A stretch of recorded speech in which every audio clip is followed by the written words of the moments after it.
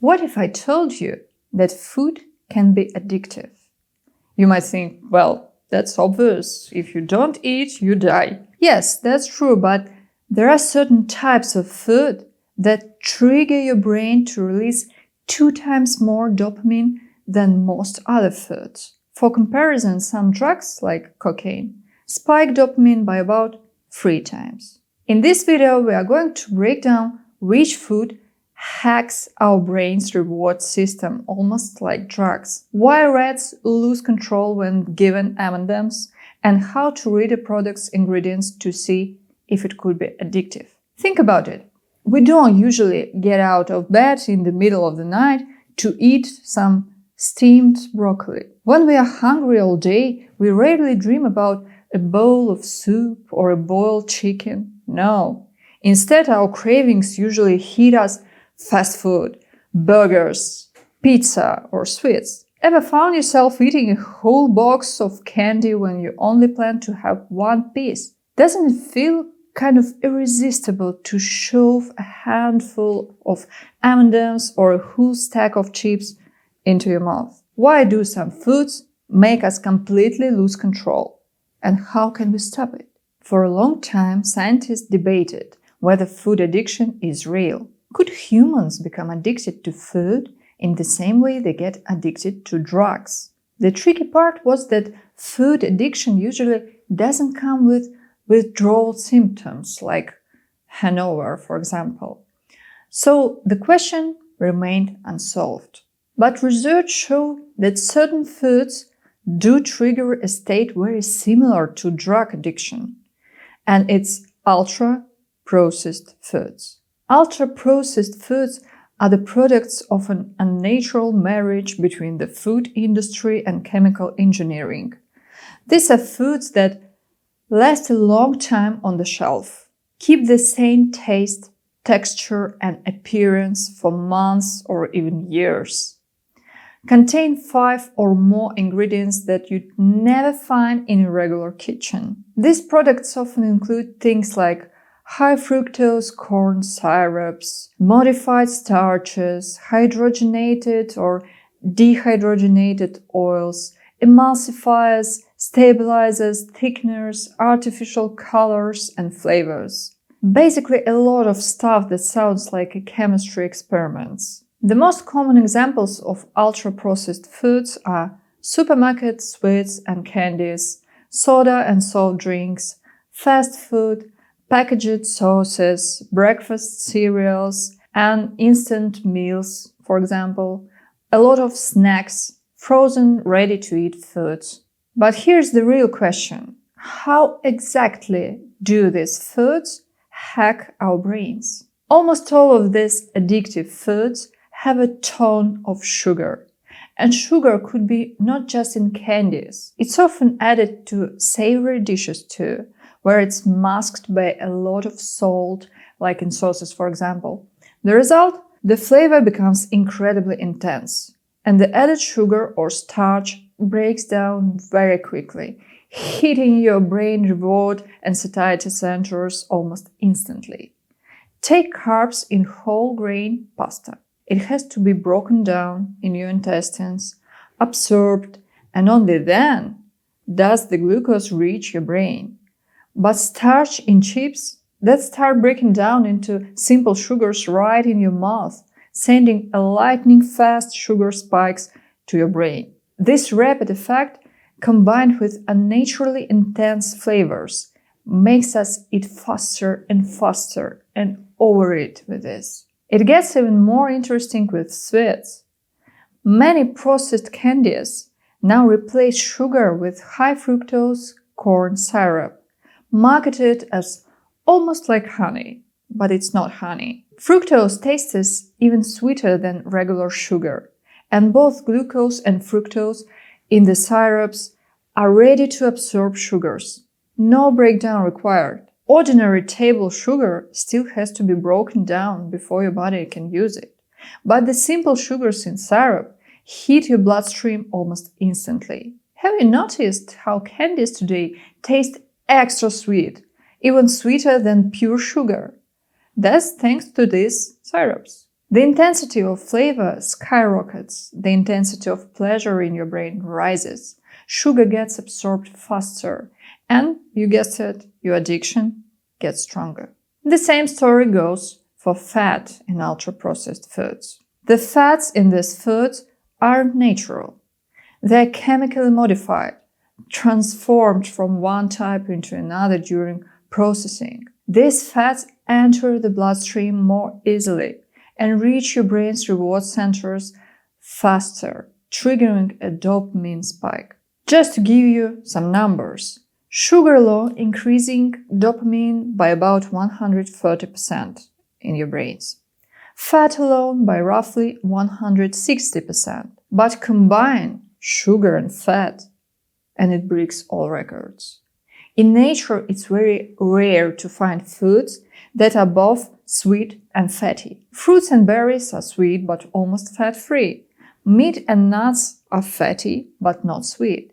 And our brains don't have a built-in system to slow us down when faced with this tricky combination. But almost all sweets and snacks exploit this loophole.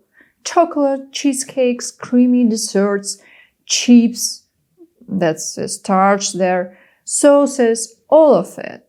This food literally hacks our brain's reward system, turning it into a kind of drug. How addicted you become, it depends on how often you eat it. And there's more. If you were rewarded with food as a child, or if your brain's reward system is particularly sensitive, you are at even higher risk of developing such addiction. The food chemical industry has reached incredible heights. Manufacturers do everything they can to make their products tastier, more appealing, and more addictive than others. But how do we actually judge how appealing a food is? First and foremost, smell. Ultra-processed foods use flavorings to trick your brain. Suddenly, a strawberry-flavored gum can seem more strawberry than actual strawberry. That's insane. Next, we judge what it looks like. Color is enhanced with artificial dyes, while shape, texture, and gloss come from stabilizers, emulsifiers, and glazing agents. These ingredients create a sensory experience when you take the first bite. It might melt, crunch, or even burst in your mouth, a full range of tactile sensations for your tongue. Then, flavor enhancers, sugar, and salt kick in, creating a super intense artificial taste. Finally, there's convenience and accessibility. Buy a mango-flavored chocolate bar and it will stay in your pantry for months without spoiling. A real mango? Eat it in 2 or 3 days or it goes bad. And finding a good one isn't always easy. We fall for this trap, but we are not alone. In one study, rats were given M&Ms versus regular food. The M&Ms drove appetite and eating speed so high that a rat consumed 17 grams in an hour, equivalent to human eating. It's like 3.5 kilos of M&Ms in the same time. It's interesting, the brain regions controlling this binge eating behavior overlap with areas involved in cocaine and alcohol addiction. Drugs that suppress these areas also helped protect the animals from all these addictions, including cocaine to M&Ms. The same principle is seen with the popular weight loss drug Ozempic. Besides lowering blood sugar, it reduces cravings, especially for unhealthy foods. And that can also decrease alcohol desire. This suggests that the root of many of our addictions lies in the same brain region. If you want to check out if you have a food addiction, you can use the Yale Food Addiction Scale. It's a questionnaire designed for exactly this one. You can find the link in the description of this video. And also, you can find the video about Ozempic here. Like other addictions, junk food addiction often creates a disconnect between desire and pleasure. You might crave a snack, keep eating it, but gain little actual enjoyment. Here's why. It's exactly dopamine spikes with these foods. And dopamine is anticipation of pleasure, not pleasure itself. Endorphins and caffeines and serotonin give true enjoyment, but not dopamine.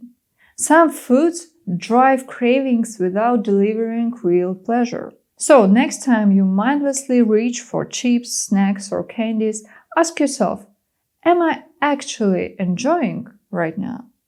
Or just eating out of habit, for company, or sadness? But it's much better to do everything with love.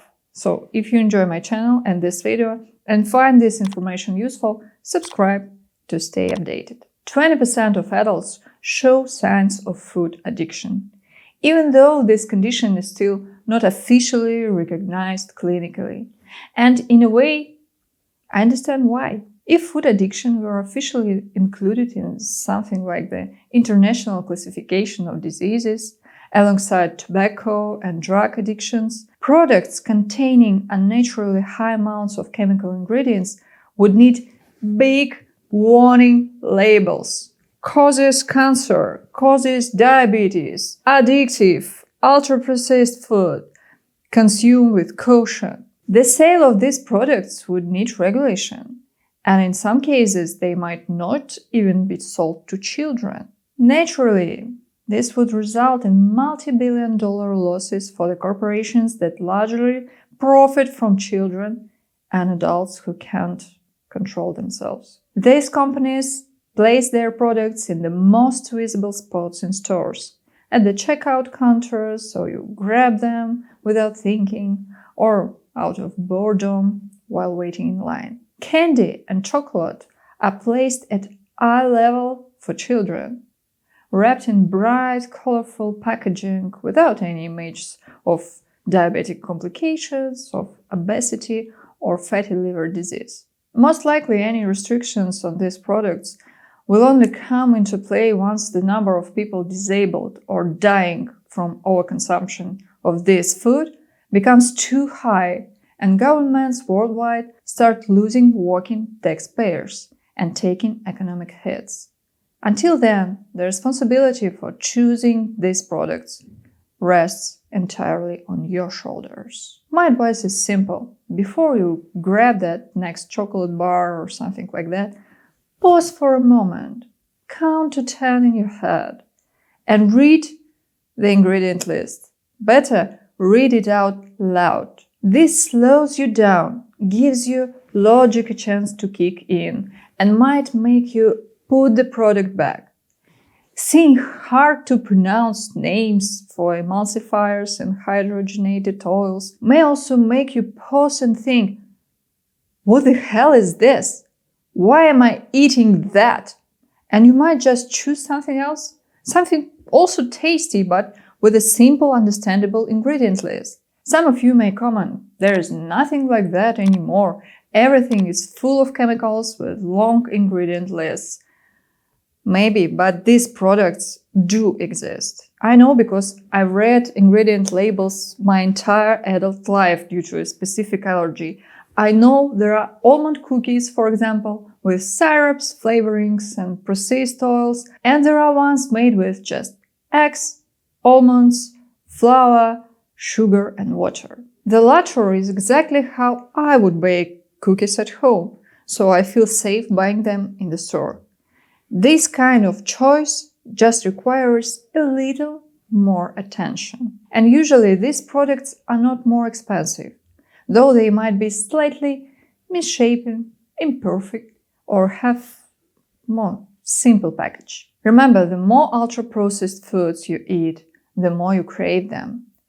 Break this cycle. Reduce your intake of junk food, and issues like overeating, weight gain, and their health consequences may improve on their own. At the same time, don't beat yourself up. It's not your fault that you crave fast food. It's chemically engineered to make you want it. Unlike alcohol, tobacco, or drugs, no one talks about addiction to chocolate bars, fries, or cereals, but it exists. Approach it not as a personal failure, but as a problem where your brain needs help. Check the ingredients and ask yourself, Could these ingredients my mom or grandma put into the meal when they cook? If the answer is no, then ask yourself, is this even real food or some kind of chemical monster? Know yourself better. Know what you are eating. Stay healthy. And I'll see you in the next videos.